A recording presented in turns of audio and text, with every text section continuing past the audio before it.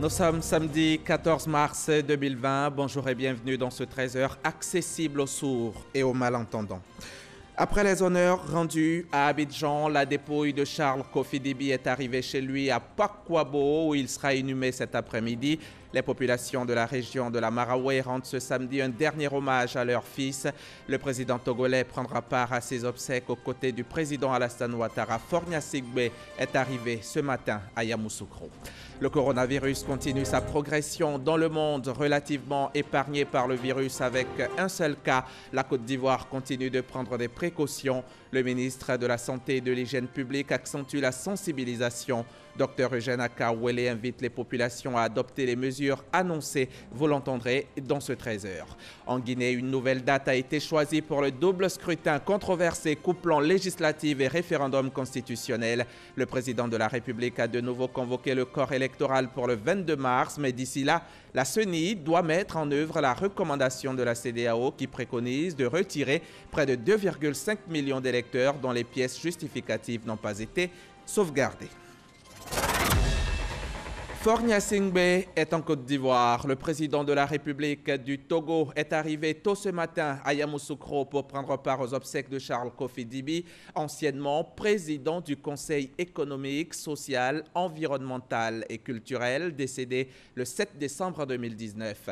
Fornia Sigbe a été accueilli à l'aéroport par le Premier ministre Amadou Gon Coulibaly et puis il a été reçu par le chef de l'État, le président Alassane Ouattara. Merci à Boussanogo et Zakaria Traoré pour ces images. Une messe de requiem a été dite ce matin pour le repos de son âme, le repos de l'âme de Charles Kofi Dibi. Une cérémonie d'hommage a lieu en ce moment même au stade municipal de Boisflé, ainsi que vous pouvez le voir sur ces images. Hommage national donc en présence du chef de l'État, le président Alassane Ouattara, qui a à ses côtés le président de la République du Togo, Fornia Sigbe, de plusieurs membres du gouvernement et bien sûr des populations de la région de la Maraoué. C'est donc ce samedi que Charles Kofi Dibi est conduit à sa dernière demeure. Économiste et technocrate, né il y a 63 ans, la dépouille de l'ancien président du Conseil économique, social, environnemental et culturel est arrivée à Pakwabo où il sera inhumé cet après-midi. Charles Kofi Dibi, un homme apprécié de tous dont le décès crée désolation, tristesse, pleurs. Vous allez le voir durant le parcours funéraire de Bozi à Pakwabo en passant par Boisflé. Les populations de la région de la Maraoué sont sorties comme un seul homme pour rendre un ultime hommage à leur fils, leur espoir, leur leader, Kader Sogodogo. Bozi, porte d'entrée de la région de la Maraoué en provenance de Yamoussoukro. Un bruit de sirène déchire l'atmosphère. Des sanglots s'entremêlent. La dépouille de l'ex-président du Conseil économique, social, environnemental et culturel, Charles Kofi Dibi, est accueillie par les siens. Une libation en signe de bénédiction pour le défunt. Des pleurs, des larmes et même le tout petit ressentent le poids de la disparition. Tout Bozi te plaît, Papa Dibi, on veut te voir Bozi. Viens Papa Dibi, on veut te voir, tout Bozi te plaît. Durant le parcours, tous les villages étaient mobilisés. La perte d'un leader suscite forcément des doutes sur l'avenir. Charles s'en va. Boisflé a tout perdu. Et surtout aussi, c'est l'ensemble de la Côte d'Ivoire. À l'entrée du chef-lieu de région Boisflé, on réalise encore et encore qui était Charles Kofi Dibi pour cette région.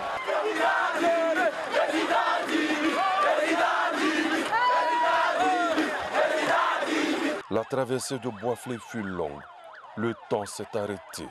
Le concepteur du slogan « Quand c'est beau, c'est la Maraoué et c'est chez nous » ne peut plus lever les mains pour saluer sa population. Entre émotion et pleurs, il y a certainement un devoir de reconnaissance. Toute la Maraoué en pleurs. Aujourd'hui, nous n'avons plus d'espoir. C'est douloureux, c'est douloureux. Ça fait mal, c'est notre papa. Une escale à Akangue Sankro, chez son père. Et enfin, Pakwabo, le soleil ne brille plus. La nuit est tombée. Pakwabo porte son deuil. Béatrice Dibi, les enfants Dibi et le père de Dibi sont face à la dépouille du président du Conseil économique, social, environnemental et culturel, Charles Kofi Dibi. Toute la Marawi est là pour pleurer celui-là qu'on appelait affectueusement Charlie. Charles Kofi Dibi est décédé le 7 décembre 2019 à Abidjan. Adieu Charles Kofi Dibi, puisses-tu reposer en paix. La RTI par ma voix présente ses condoléances les plus attristées à la famille éplorée, à la Côte d'Ivoire tout entière, mais aussi à sa famille politique, le RHDP. Le RHDP qui justement ménage sa monture en vue de la présidentielle d'octobre prochain. Le candidat du parti a été désigné dans la nuit de jeudi à vendredi et sans surprise, c'est le Premier ministre Amadou Gon Coulibaly. Là maintenant, nous allons revenir sur cette soirée de désignation du candidat du RHDP. C'était lors du conseil politique du parti à l'Hôtel Ivoire, Sofitel d'Abidjan. Amadou Gon Coulibaly, candidat du RHDP à la présidentielle de octobre 2020. Le Premier ministre a été choisi comme tel à l'unanimité ce jeudi par les membres du Rassemblement des oufouettistes pour la démocratie et la paix à l'occasion d'un conseil politique convoqué et présidé par le chef du parti, le président de la République, Alassane Ouattara. Le choix de Amadou Gon Coulibaly est consécutif à la décision du président Alassane Ouattara de ne pas briguer un autre mandat. C'est dans une ambiance de fair play que les cadres du RHDP, pour témoigner leur attachement aux idéaux de paix du président Alassane Ouattara dans l'Union, se sont exprimés lors de cette réunion en vue de la désignation de leur candidat. Une désignation dont on pouvait aisément se douter après que le ministre d'État, ministre de la Défense, Ahmed Bakayoko, a eu l'honneur de prendre le premier la parole pour planter le décor dans cette perspective. Aujourd'hui, notre pays est en pleine croissance et celui qui connaît tous les dossiers du pays, c'est bien Amadou Gon.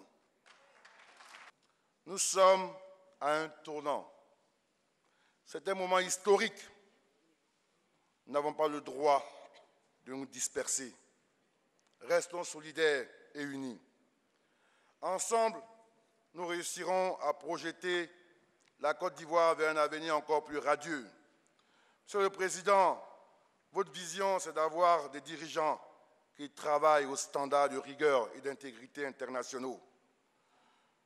Depuis que vous étiez Premier ministre, Amadou Gon a toujours eu un rôle central. Et j'ai envie d'ajouter, c'est la pièce maîtresse de notre système. Le Premier ministre Amadou Gon Coulibaly, en exprimant sa joie pour la confiance placée en lui, s'est dit déterminé à tout mettre en œuvre pour les défis à relever. Le message que j'ai pour le Conseil politique, le message que j'ai pour tous les cadres du RHDP, le message que j'ai pour l'équipe, c'est de dire, Monsieur le Président, ce que nous vous devons, c'est une victoire sans embâche le 31 octobre 2020. Oui, nous vous le devons, chers frères et sœurs, dans l'unité, dans l'union, dans la cohésion, serrons-nous les coudes. Oui, chacun d'entre nous a des qualités et des défauts. Puisse Dieu faire en sorte que nous décidions de mettre ensemble toutes nos qualités pour que notre pays, la Côte d'Ivoire, à côté du président de la République, puisse continuer donc d'avancer. Pour le choix sur la personne du Premier ministre Amadou Gon Coulibaly, le président de la République, Alassane Ouattara, se dit tout à fait comblé. Et le chef de l'État d'indiquer que les militants du RHDP ne se sont pas trompés en prenant une telle décision. Je suis d'accord avec votre proposition. Amadou Gon Coulibaly comme le candidat de notre parti. Le candidat du RHDP pour l'élection présidentielle du 31 octobre. Voyez-vous, bien évidemment, si j'avais à choisir, c'est Amadou Gon Coulibaly que j'aurais choisi moi aussi. Voyez-vous, je connais Amadou Gon Coulibaly depuis 30 ans bientôt. Il était avec moi quand le président Houphouët m'a fait appel au plus fort de la crise et m'avait proposé dès février 1990 de me nommer Premier ministre. Je suis fier de dire que Amadou Gon Coulibaly a été de tous les combats avec moi. Oui, même dans les moments les plus difficiles. Amadou est plus qu'un collaborateur pour moi, plus qu'un frère, c'est un fils. Oui. Et je suis sûr, avec votre soutien, qu'il réussira. Et je prends l'engagement d'être à vos côtés pour l'accompagner dans cette noble mission. Pour le président Alassane Ouattara, sa non-candidature à un autre mandat et la transmission du pouvoir à une nouvelle génération tiennent au bien-être des Ivoiriens et à la stabilité de la Côte d'Ivoire. C'est dans cette optique qu'il a dit être heureux de pouvoir passer le flambeau pour la première fois dans l'histoire du pays à son successeur quand celui-ci sera élu. Compte rendu signé Jérôme Kofi Abolin. L'investiture du candidat Amadou Gon Coulibaly aura lieu dans les mois à venir lors d'une convention. Mais en attendant, notre reporter a recueilli les avis, les impressions de quelques participants à cette réunion. Voici leur réaction. Je pense qu'au-delà du choix de l'individu, c'est une équipe. Et le RHDP, c'est une équipe. Je pense que toute l'équipe se met autour du Premier ministre. Je pense que gagne. La seule chose que nous avons à faire, la seule chose que nous allons faire maintenant, c'est de nous engager totalement et définitivement sur le terrain pour la victoire de notre candidat Amadou Gon Coulibaly. Pour nous, c'est une mission. Alassane Ouattara nous met en mission pour continuer l'œuvre qu'il a commencé. Amadou Gon, c'est celui qui a le plus côtoyé le chef de l'État et nous pensons qu'il a été un bon élève et maintenant il va réciter la leçon. Nous pensons que notre choix a été respecté. En tant que Premier ministre, nous voyons tout ce qu'il fait dans le pays. Et nous avons pris les engagements depuis plusieurs mois que ce grand monsieur, ce grand fonctionnaire, un bon élève de chef de l'État, le président Alassane Ouattara, a été choisi ce soir comme notre candidat. Tous ceux qui ont appris avec lui reconnaissent que parmi les élèves, il y avait un major, Amadou Gon, brillant parmi un lot de brillants, le meilleur de ces groupes-là. C'est normal que tout le monde la double, dans la mesure où le professeur a décidé de faire la relève. C'est la personne la mieux qualifiée pour assurer donc, la suite de ce travail de 10 ans qui a été mené par le président Alassane Ouattara. Évidemment, il est question maintenant de se mettre sur le terrain, d'investir le terrain jusqu'au soir du 31 octobre 2020, afin d'assurer donc la victoire définitive du RHDP à cette élection. C'est quelqu'un qui mérite cette nomination, cette désignation par rapport non seulement à son parcours politique, mais aussi et surtout par rapport à ses qualités, à ses compétences. Si le consensus est autour de lui, si toute l'équipe dont on parle est avec lui, je pense que c'est un bon candidat.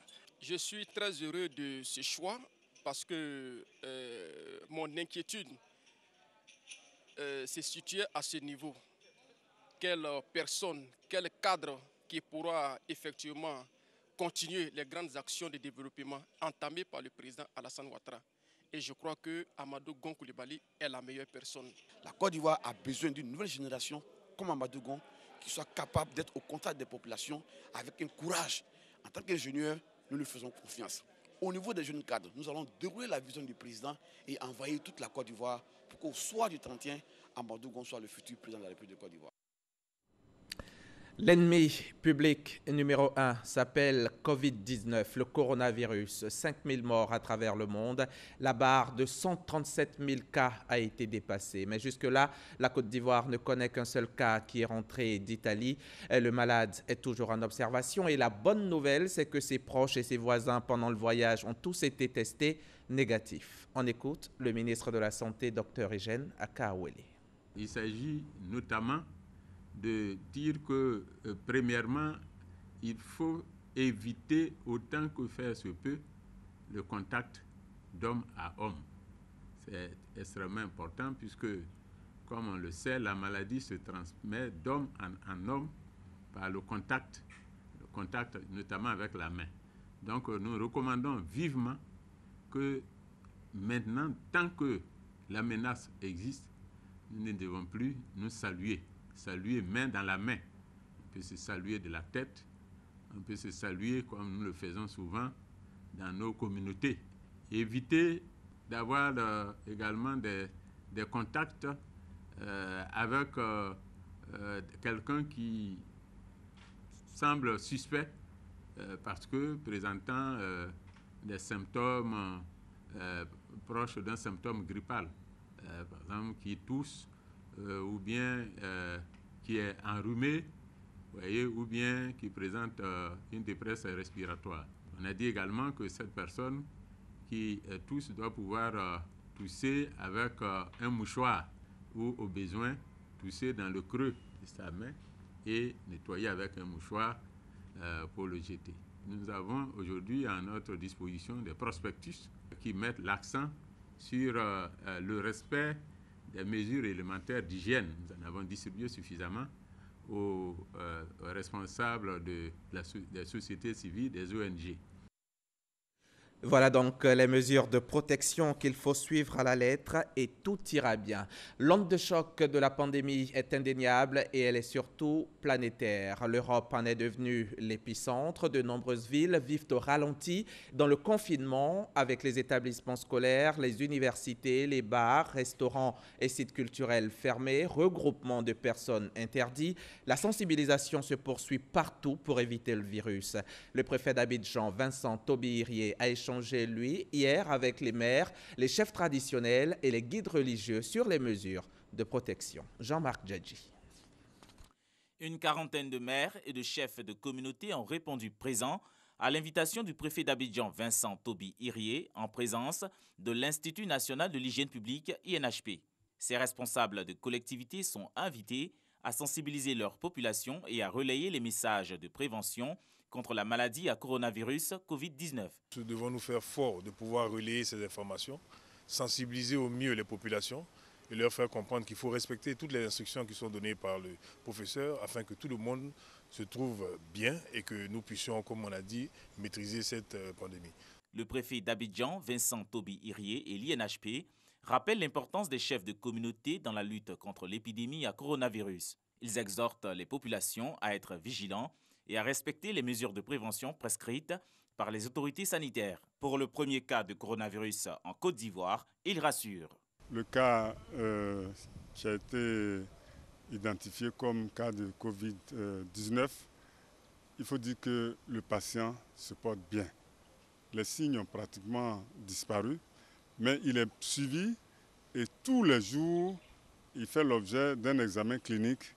Nous sommes ici pour que tous les chefs de communauté, vous voyez, les directeurs, les chefs de service, les préfets, sous-préfets, les maires, les chefs traditionnels, les leaders religieux sont tous ici, au niveau d'Abidjan, pour aller parler à leur population. Nous avons entendu certaines plaisanteries, mais qui sont de mauvais goût.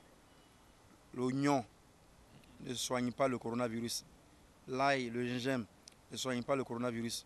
Le koutoukou ne soigne pas le coronavirus. Le gouvernement réitère son engagement à protéger les populations suite au premier cas de coronavirus Covid-19 diagnostiqué à Abidjan le mercredi 11 mars 2020. Et aux États-Unis, face à la pandémie, l'urgence nationale a été décrétée, une mesure qui permet de libérer 50 milliards de dollars de fonds fédéraux pour faire face aux besoins créés par l'arrivée de la maladie.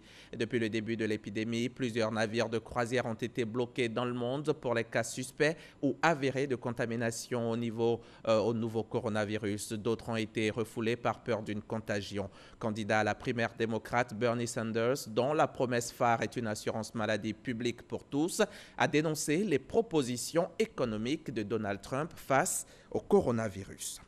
Le 8 mars dernier, l'on a célébré la Journée internationale des droits de la femme. Ici en Côte d'Ivoire, la célébration officielle, c'était à Niama en présence de la première dame de Côte d'Ivoire. Mais à Ouangolodougou, les institutrices dynamiques ont tenu à marquer le moment. Elles ont donné leur sang pour sauver des vies avant de remettre du matériel d'entretien à l'hôpital de la ville. Le témoignage de Kader Sogodogo, RTI Boaké. Le député de Ouangolodougou et le maire de la localité offrent leur sang. Ils seront imités plus tard par le préfet du département, Jean-Pierre Souris.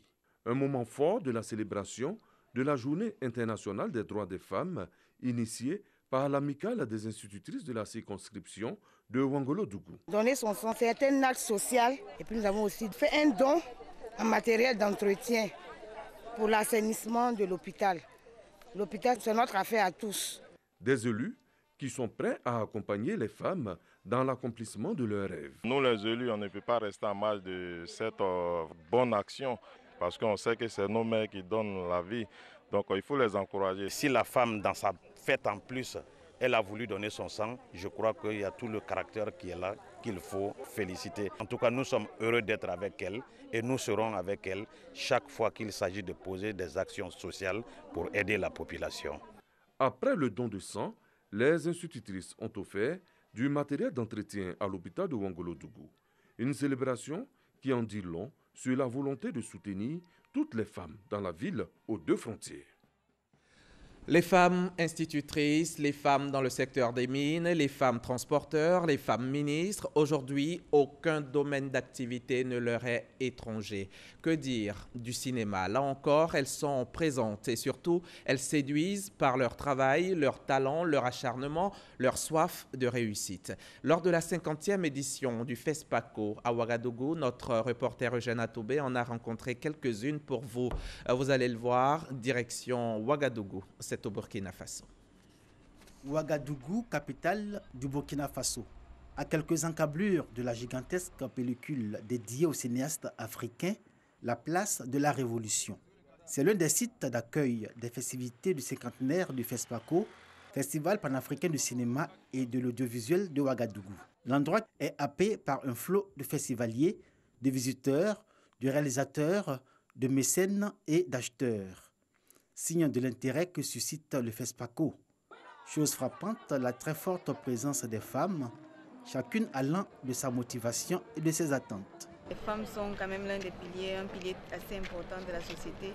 Et il est normal qu'elles soient impliquées dans le cinéma, qu'elles ne soient pas seulement devant la caméra, mais qu'elles passent aussi derrière la caméra pour devenir des actrices importantes de ce secteur. Qu'il n'y ait pas de privilège parce qu'on est homme, et puis bon, qu'on soit lésé parce qu'on est femme. Il faut travailler, il n'y a que le travail, la compétence pour qu'on puisse s'imposer. Les femmes n'ont pas caché leur passion pour les cinémas d'Afrique portés sur le piédestal par le FESPACO depuis un demi-siècle. Parmi ces passionnés, des étudiantes venues des écoles, instituts et universités de formation au métier du cinéma. Les unes découvrent pour la première fois Ouagadougou, sa chaleur torride, sa poussière et la difficulté à trouver un taxi. Les autres ne sont pas à leur premier FESPACO. Elles ont pu se faire une idée claire et précise du métier qu'elles veulent pratiquer dans l'univers du cinéma. Toutes sont déterminées à y faire carrière. On a envie de montrer aux hommes que nous sommes là. Nous ne sommes pas là juste en tant que spectateurs, nous sommes également des acteurs. Nous, on apporte notre touche, on apporte notre professionnalisme. Qu'elle soit peut-être un peu mieux représentée à travers les métiers du cinéma, pas simplement en tant qu'actrice, donc pas simplement devant la caméra, mais aussi derrière la caméra. Le cinéma, selon les professionnels, c'est la pratique du métier, mais aussi une esthétique et une poétique. Visite à l'Institut français. nous rencontrons des étudiantes en cinéma accompagnées de leurs enseignants. Quelques instants plus tard, arrive une réalisatrice burkinabé dont le film était en compétition à ce 26e FESPACO. Présente lors des projections de films, des ateliers de formation et des rencontres professionnelles sur le cinéma, ces femmes ont eu le temps de parfaire leurs connaissances théoriques sur le cinéma. Je continue de me former. Il y a 2 ans, j'ai fait une formation à l'INA, à Paris, une formation de monteuse dans le cinéma. Je continue de faire des masterclass de réalisation, je continue de faire des résidences d'écriture de réalisation. Donc, je fais la formation continue et sans formation, on ne fait rien de bon. C'est sûr et certain. C'est pas juste nécessaire, c'est indispensable. C'est un sentiment de joie déjà de voir que des femmes s'intéressent à ce métier. Les femmes ont une approche de l'esthétique qui n'est pas celle des hommes et je crois que ça ne peut que faire plaisir aux téléspectateurs et aux spectateurs que nous sommes. Théâtre national Kouamba Lankwandé au centre-ville de Ouagadougou. Des films en compétition sont projetés comme ailleurs dans d'autres salles retenues par le FESPACO, à la satisfaction des festivaliers. Parmi ces films, ceux portant l'empreinte de réalisatrice obtiennent la faveur du public féminin. D'une salle de projection à une autre, les productions féminines sont saluées par les femmes qui du reste sont les plus nombreuses de tous les cinéphiles rencontrés. À la cérémonie de remise des prix, nos réalisatrices n'ont pas eu le profil bas. D'importants prix ont été glanés. Le premier prix du film d'animation à la Tunisienne Nadia Raïs, le prix Oumarou Ganda à l'Algérienne Yasmine, pendant que l'Ivoirienne Meliou remporte un prix avec sa série télévisuelle Blog. Des films à la touche féminine et qui illustrent l'abnégation des femmes à compter dans le cinéma en Afrique avec des productions de qualité. La 26e édition du FESPACO a donné toute la mesure du bouillonnement actuel des femmes dans les métiers du cinéma. Des femmes soutenues par d'autres femmes cinéphiles et des étudiantes engagées à suivre leur exemple. Une solidarité toute féminine pour donner à la femme toute sa place dans le cinéma d'Afrique. Quand elles le veulent, les femmes font tout. Elles obtiennent tout. Les femmes à l'assaut des métiers du cinéma. Un reportage que vous pourrez retrouver sur le replay de RTI1 à la rubrique Info.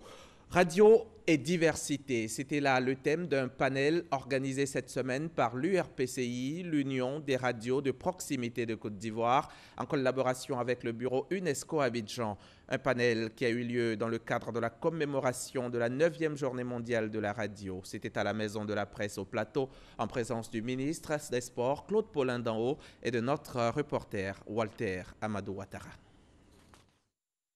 La journée mondiale de la radio est célébrée chaque année le 13 février. Cette date a été proclamée en 2011 par les États membres de l'UNESCO et adoptée par l'Assemblée générale des Nations unies en 2012. Cette journée est l'occasion de célébrer la radio et son impact sur les communautés. Dans le cadre de sa commémoration en Côte d'Ivoire, l'Union des radios de proximité de Côte d'Ivoire, URPCI, en collaboration avec le bureau UNESCO Abidjan, organise un panel relatif au thème « Radio et diversité ». Avec le ministre qui est là aujourd'hui, je pense que l'état des lieux, il n'est pas mauvais, l'état des lieux, il est bon. Nos journalistes sont de plus en plus formés, mais naturellement, il y a encore beaucoup de choses à faire et nous travaillons à l'encadrement de nos radios pour le bonheur de nos populations. La radio est un média humaniste qui participe à lutter contre les préjugés et les discriminations. C'est la raison pour laquelle l'UNESCO soutient activement les radios. Une célébration parrainée par le ministre des Sports, Claude Paulin d'Anhaut, et présidée par le ministre de la Communication et des Médias, Sidi Timoko Touré, tous deux représentés. Je voudrais donc vous renouveler les encouragements du ministre des Sports à œuvrer chaque jour davantage pour que la radio puisse se développer en matière de vecteur de bonne parole à l'endroit des populations. En Côte d'Ivoire, il existe aujourd'hui 198 radios autorisées, dont 3 radios de service public, 5 radios non nationales, 5 radios privées commerciales, 178 radios privées non commerciales, une radio institutionnelle, 7 radios écoles, 148 radios de proximité, 18 radios confessionnelles, 7 radios rurales locales. À cela, il faut ajouter également les 86 radios qui sont donc accessibles par satellite. Au niveau mondial, la radio reste le média le plus utilisé. Et le gouvernement ivoirien en est conscient. Plus de 200 millions de francs CFA ont été octroyés aux radios de proximité de 2012 à ce jour afin d'appuyer leurs efforts de sensibilisation de la société. Et c'est en Guinée qu'on va refermer ce journal. En Guinée, où une nouvelle date a été choisie pour le double scrutin controversé couplant législative et référendum constitutionnel. Le président de la République a de nouveau convoqué le corps électoral pour le 22 mars cette fois-ci. D'ici là, la Commission électorale nationale indépendante doit mettre en œuvre la recommandation de la CEDEAO qui préconise de retirer près de 2,5 millions d'électeurs dont les pièces justificatives n'ont pas été sauvegardées dans le fichier électoral, soit près d'un tiers des fichiers. Point final. Ce journal est terminé. Merci de l'avoir suivi, mais faites un tour sur notre site internet et sur tous nos réseaux sociaux. Vous ne serez pas dessus. Bon dimanche, bon samedi chez vous et à demain, 13h. Demain dimanche, je serai avec vous encore une fois sur la chaîne ivoirienne.